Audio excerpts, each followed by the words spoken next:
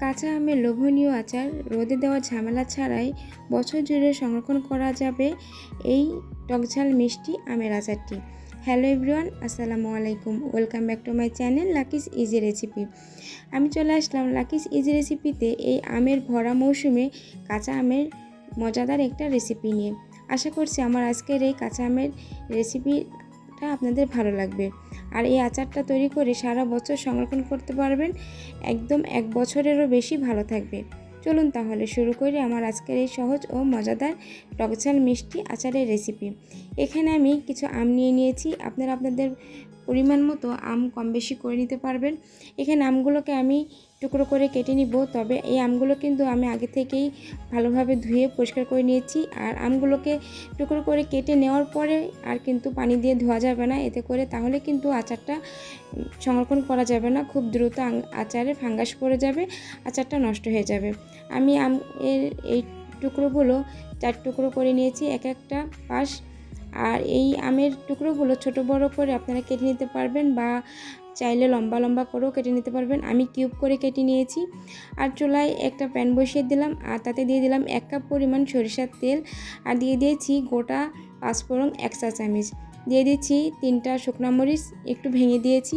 আর এখানে 1/3 কাপ পরিমাণ রসুন দিয়ে দিলাম। এখানে আমি আস্ত গোটা রসুনটা দিয়ে দিলাম। আর এই সরিষার তেলটা যখন চুলায় দিবেন তখন কিন্তু এটা ফেনা হবে, এতে করে ভয় পাওয়ার কিছু নাই। আর আপনি যে মশলাগুলো দিচ্ছেন এটা কিছুক্ষণ পরপর নেড়ে দিবেন। এখানে আমি 1.5 চা চামচ সরিষা বাটা দিয়ে দিয়েছি, আর 1 চা চামচ রসুন বাটা দিয়েছি। আর আমি আগে কিন্তু গোটা রসুনও দিয়েছি, আর এখন 1 চা চামচ রসুন বাটা দিয়ে দিলাম। তবে কেউ চাইলে গোটা রসুনটা স্কিপ করতে পারেন, রসুন বাটাটা দিলেও হবে। তবে গোটা রসুনটা দিলে আচারের টেস্টটা কিন্তু অনেক ভালো আসে, আর আচারের এই রসুনটা খেতেও কিন্তু অনেক মজা লাগে। তাই আমি এখানে দুটাই দিয়ে দিলাম, তবে আপনারা চাইলে যে কোনো একটা দিলেও হবে। এখানে আমি কিছু শুকনো উপকরণ দিয়ে দিচ্ছি 1 চা চামচ ধনিয়া গুঁড়া, 1 চা চামচ শুকনো লাল মরিচের গুঁড়া, আর 1/2 চা চামচ হলুদের গুঁড়া, আর দিয়ে দিলাম পরিমাণ মতো লবণ। আর এখানে আমি 1 কাপ পরিমাণ চিনি দিয়ে দিয়েছি মিষ্টির জন্য। তবে চিনির পরিমাণটা আপনারা কম বেশি করে নিতে পারবেন, কেউ টকটা একটু বেশি চাইলে চিনিটা একটু কমিয়ে দিবেন। আমি এখানে আরও 1/2 কাপ পরিমাণ সরিষার তেল অ্যাড করে দিলাম,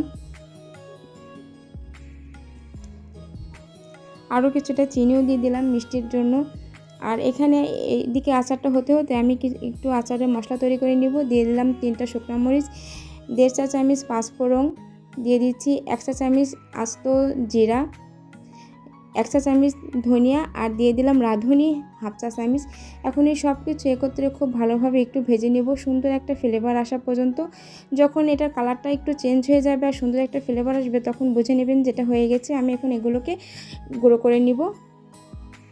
এদিকে আমি আচারে যে চিনিটা দিয়ে দিয়েছিলাম 1.5 কাপ পরিমাণ, সেই আচারটা চিনি গলে পানি হয়ে গেছে। আর এখানে আমি কিছুটা সিরকা দিয়ে দিলাম, সিরকা বা ভিনেগার।